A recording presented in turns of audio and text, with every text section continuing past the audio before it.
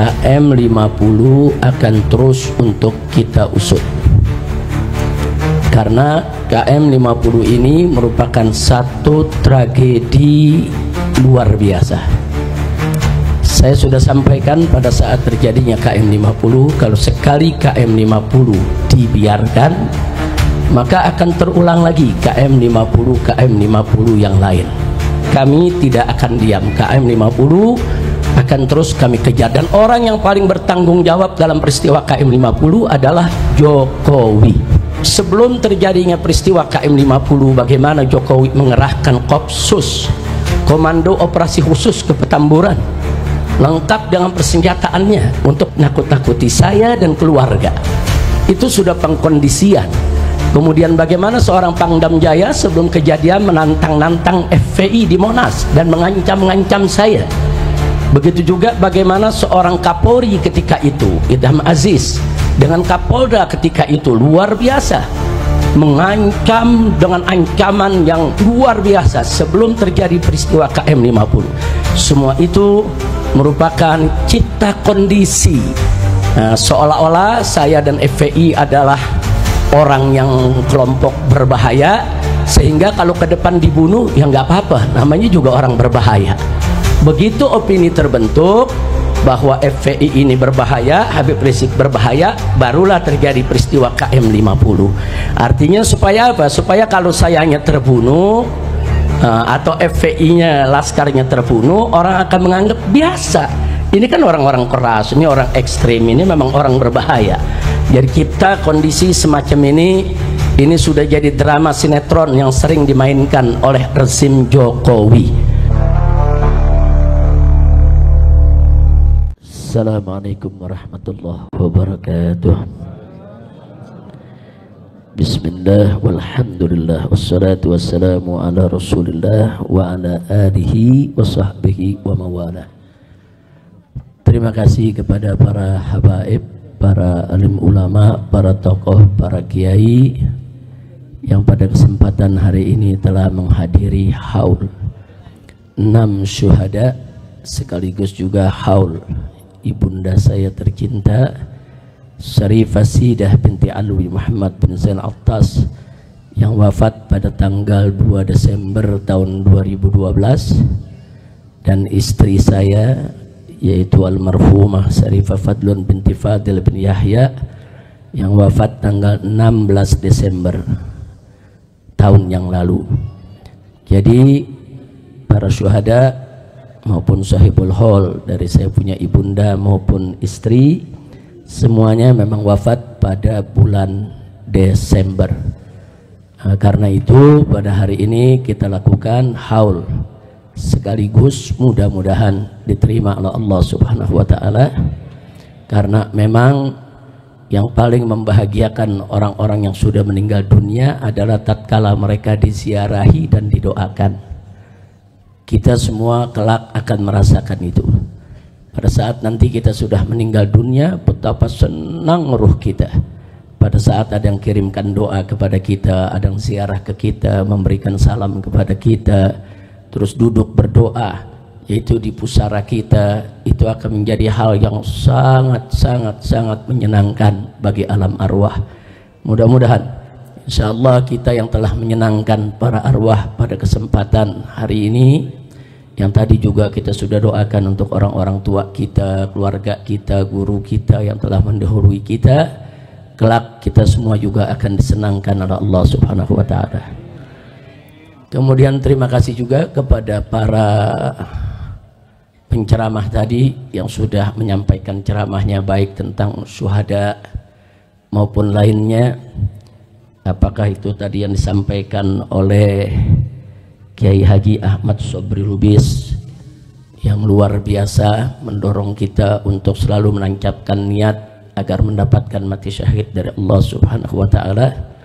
Begitu juga kawan-kawan, yaitu Dr. Badruddin Subki, Dr. Fikri Bareno, kemudian juga ada Dr. Fadilah tadi yang juga sudah menyampaikan, ada Profesor Dr. Egi Sujana yang juga semua sudah menyampaikan mauidhahnya, tausiahnya yang luar biasa.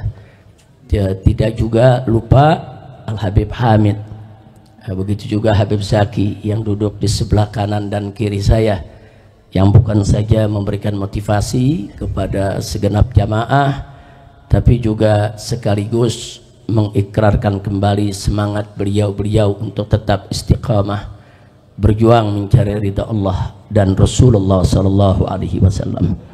Baik, tidak banyak yang saya mau sampaikan. Tolong dicatat baik-baik bahwa KM50 tidak boleh kita lupakan. KM50 akan terus untuk kita usut. Karena KM50 ini merupakan satu tragedi luar biasa. Saya sudah sampaikan pada saat terjadinya KM50, kalau sekali KM50 dibiarkan, maka akan terulang lagi KM50 yang lain.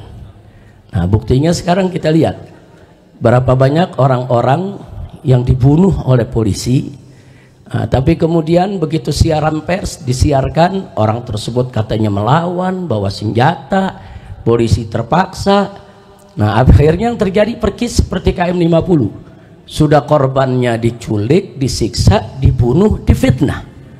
Dan itu terus terulang sampai peristiwa terakhir di Semarang, seorang anak SMK begitu juga. Dia tidak tawuran dibilang tawuran, tidak bawa senjata dibilang bawa senjata, dipamerkan senjata dalam siaran persnya. Nah, jadi lagi-lagi terulang, lagi-lagi terulang. Jadi warga masyarakat dibunuh terus difitnah. Nah, ini nggak boleh dibiarkan. Ini kenapa bisa terjadi lagi itu tadi. Karena KM50 dibiarkan, akhirnya mereka menganggap ke depan ini bunuh orang tuh gampang kok. Gampang, habis bunuh fitnah selesai, habis bunuh salahkan selesai. Nah, sampai kapan ini akan terus terjadi dan ini akan terus terulang. Sampai peristiwa sebesar Kanjuruhan yang meninggal itu lebih dari 100 orang, tetap saja yang meninggal yang disalahkan. Nah, lagi-lagi mereka semua disalahkan. Jadi polisi seperti malaikat, nggak pernah salah. Nah, ini berbahaya sekali. Nah, maka itu sekali lagi kami tidak akan diam. KM50 akan terus kami kejar, dan orang yang paling bertanggung jawab dalam peristiwa KM50 adalah Jokowi. Bukan hanya karena beliau sebagai seorang presiden. Mungkin orang mengatakan, oh mungkin tanggung jawabnya moral karena sebagai seorang presiden. Bukan. Tapi kita dapatkan indikasi-indikasi keterlibatan Jokowi langsung atau tidak langsung, itu bisa dibaca. Dan itu akan kita beberkan kalau pengadilan HAM-nya digelar, ya kawan. Nah, jadi jelas sekali dari sebelum terjadinya peristiwa KM50, bagaimana Jokowi mengerahkan Kopsus, Komando Operasi Khusus ke Petamburan, lengkap dengan persenjataannya untuk nakut-nakuti saya dan keluarga. Itu sudah pengkondisian. Kemudian bagaimana seorang Pangdam Jaya sebelum kejadian menantang-nantang FPI di Monas dan mengancam-ngancam saya. Begitu juga bagaimana seorang Kapolri ketika itu, Idham Aziz, dengan Kapolda ketika itu luar biasa, mengancam dengan ancaman yang luar biasa sebelum terjadi peristiwa KM50. Semua itu merupakan cipta kondisi. Seolah-olah saya dan FPI adalah orang yang kelompok berbahaya, sehingga kalau ke depan dibunuh ya nggak apa-apa, namanya juga orang berbahaya. Jadi dicipta kondisi dulu supaya masyarakat melihat FPI ini bahaya, Habib Rizik ini bahaya, Petamburan ini bahaya. Terus diciptakan kondisi dengan bantuan para buzzer yang luar biasa menyebar fitnahnya.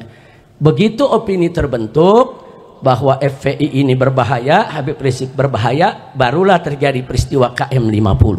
Artinya supaya apa? Supaya kalau sayanya terbunuh atau FPI-nya, laskarnya terbunuh, orang akan menganggap biasa. Ini kan orang-orang keras, ini orang ekstrim, ini memang orang berbahaya.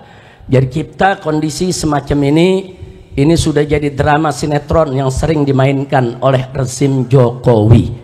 Maka itu saya katakan sekali lagi, itu merupakan indikasi kalau Jokowi terlibat dalam KM50.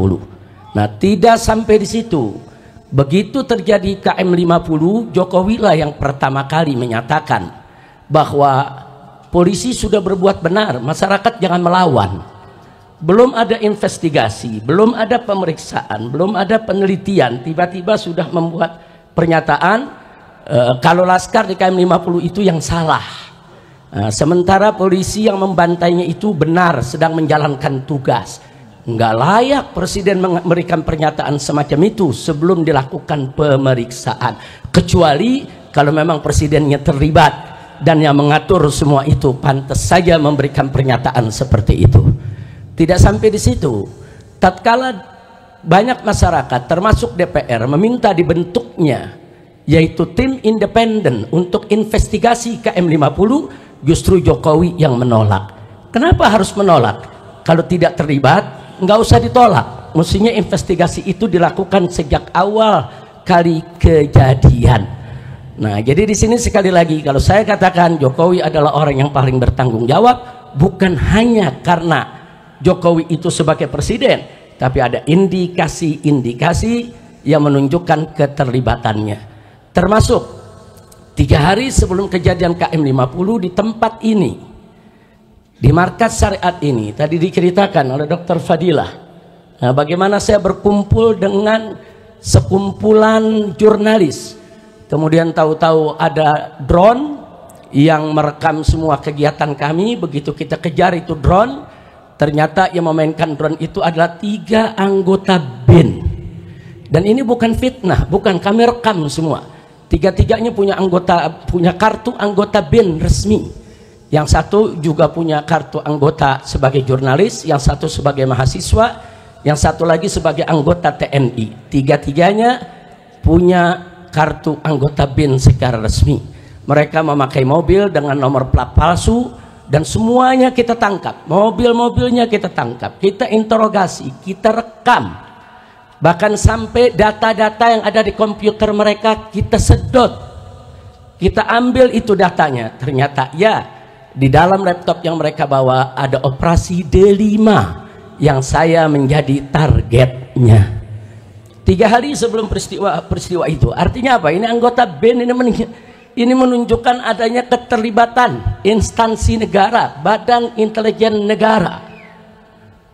Nah, jadi Jokowi dan orang-orangnya, apakah itu BG, apakah itu Fadil, apakah itu Idam Aziz, Tito, Dudung, Abdurrahman dan lain sebagainya, baik langsung maupun tidak langsung, semua terlibat.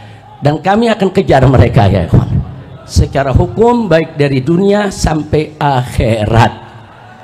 Nah, jadi jangan lagi kita ini semua dibodoh-bodohi. Kami punya data itu sampai hari ini masih kami simpan. Sekali lagi masih kami simpan.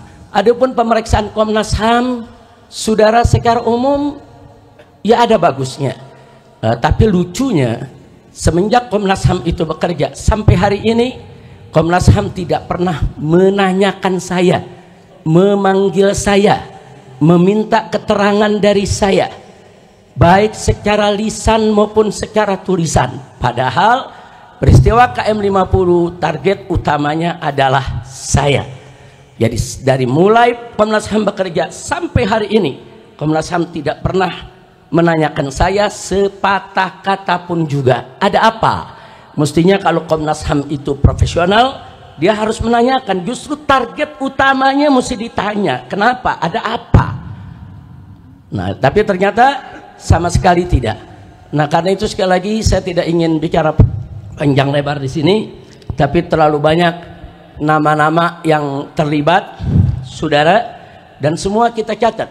Ada 35 nama aparat yang kami catat, dari yang pangkatnya jenderal sampai yang pangkatnya di bawah, semua kami catat orang-orang yang terlibat daripada peristiwa KM 50. Di sana kita lihat, saudara, ada Kombes Polisi TB Adi Hidayat, dulu menjabat sebagai Diskrimum Polda Metro Jaya.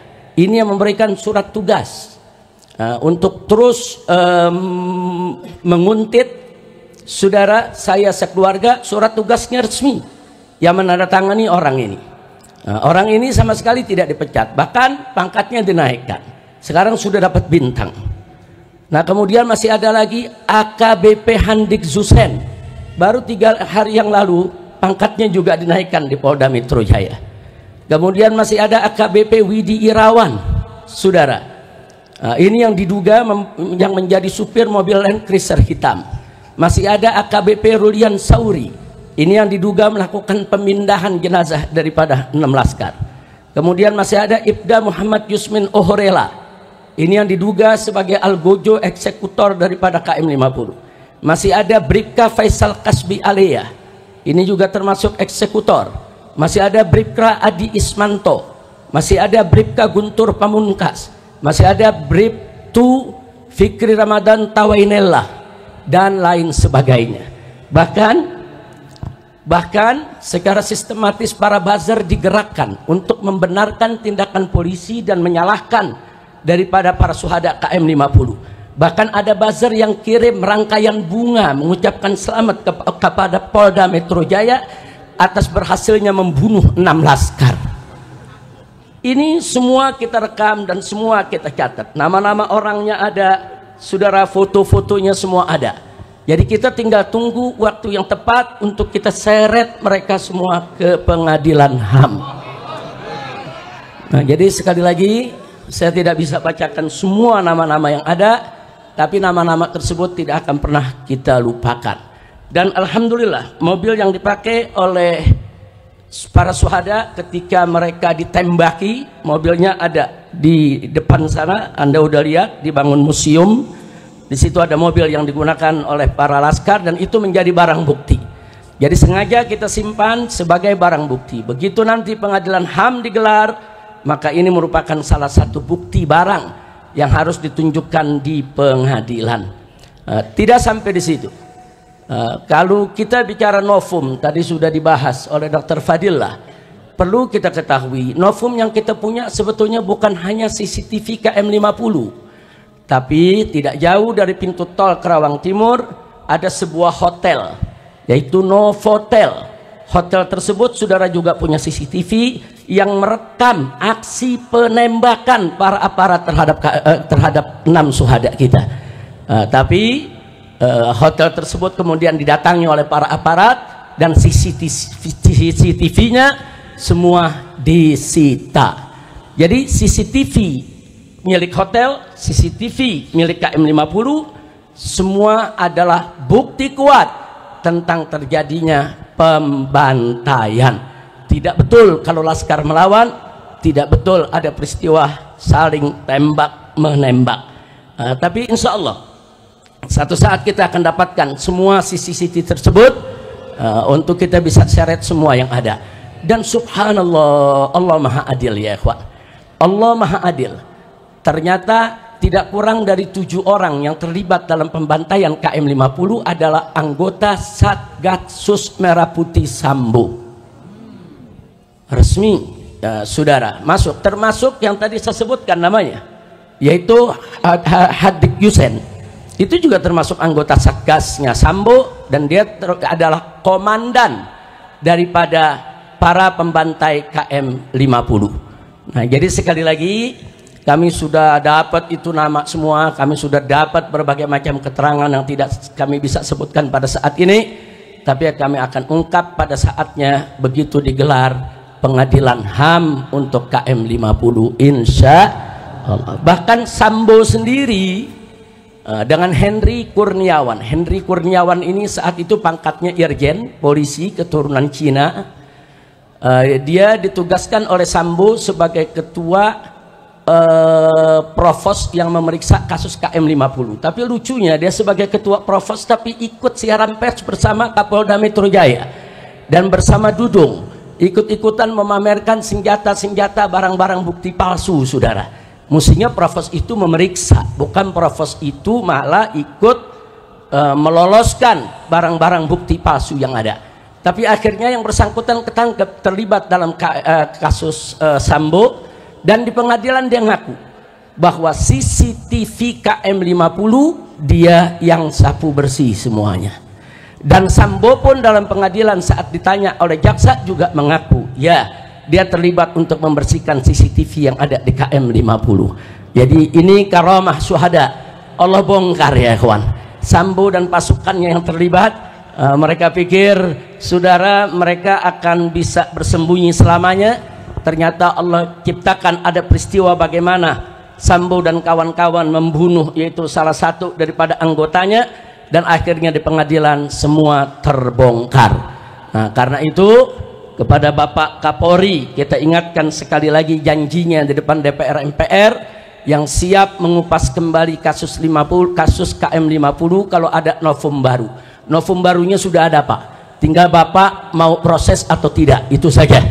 Nah, jadi jangan lagi beralasan novum baru, omong kosong. Bapak ketika itu sebagai kabak reskrim ketika kejadian, Kapolrinya adalah Bapak Idham Aziz.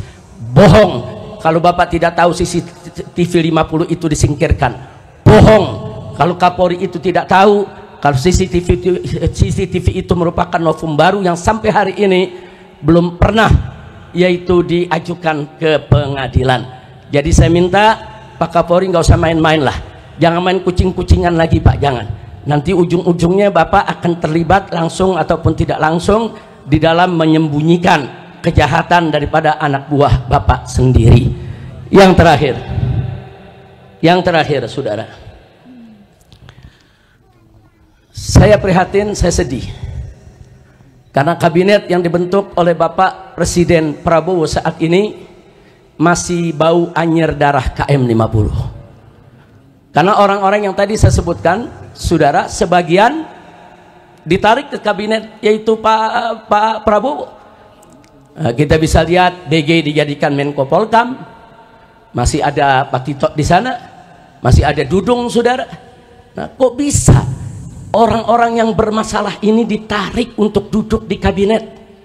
Padahal kita berharap Pak Prabowo ini punya kabinet yang bersih, yang profesional, yang hebat, yang kuat, yang bekerja demi bangsa, rakyat. Kita dukung. Tapi ternyata saudara, orang-orang bermasalah, orang-orang justru yang kita sedang kejar dimasukkan di dalam kabinetnya. Maka itu kita minta dengan hormat kepada Bapak Prabowo agar semua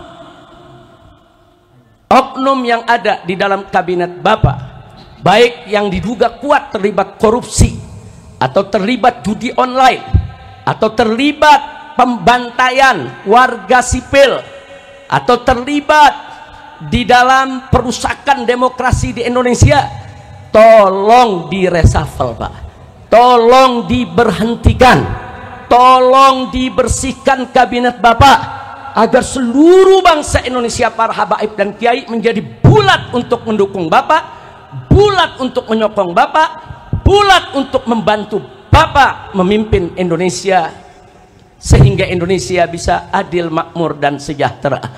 Amin ya rabbal alamin. Jadi PR kita masih panjang, belum selesai karena orang-orang bermasalah di KM 50 masih punya jabatan. Kalau masih punya jabatan berarti masih dilindungi. Kalau masih dilindungi berarti tantangannya masih berat. Tapi nggak usah khawatir. Kita selama ini berjuang, khususnya para pengurus FPI dan laskar FPI, anggota FPI dimanapun berada, 1000 kali kita gagal, jatuh dalam perjuangan, 1001 kali kita akan bangun, bangkit kembali, melanjutkan perjuangan. Tidak ada kata putus asa dalam perjuangan kita. Setuju berjuang? Takbir. Sallu ala nabi. Nah, itu saja. Yang terakhir, akhirnya saya mau kabarkan kepada Dr. Fadila dan kawan-kawan, Dr. Egi dan semuanya, insya Allah dalam waktu dekat kita akan menggelar Munas KM 50. Munas KM 50 ini akan menghadirkan seluruh laskar. Ada 27 laskar waktu itu yang ikut di dalam peristiwa KM 50, yang 6 meninggal dunia, masih ada 21 orang, termasuk saksi-saksi yang ada di KM 50, warga-warga yang berdagang di sana, semua akan kita hadirkan. Nah, kita akan sharing informasi karena FPI juga sudah mengumpulkan yaitu data-data yang sangat akurat, sangat lengkap lewat Munas KM 50 pertama tahun yang lalu. Tahun lalu kita sudah gelar Munas KM 50, kita akan gelar lagi. Kami berniat anggota TP3 kalau nggak salah ya. Nah, supaya TP3 bisa hadir semua. Kita akan sharing sekaligus kita menyusun langkah bagaimana supaya para penjahat ini, termasuk Jokowi dan kroni-kroninya, bisa kita kejar untuk kita jebloskan ke penjara. Bahkan kalau terbukti Jokowi terlibat secara langsung atau ada perintah, wajib dihukum mati. Takbir. Itu saja yang bisa saya sampaikan. Kita mohon kepada Allah berkat Al-Fatihah dikabul oleh Allah Subhanahu wa taala. Bismillahil Fatihah.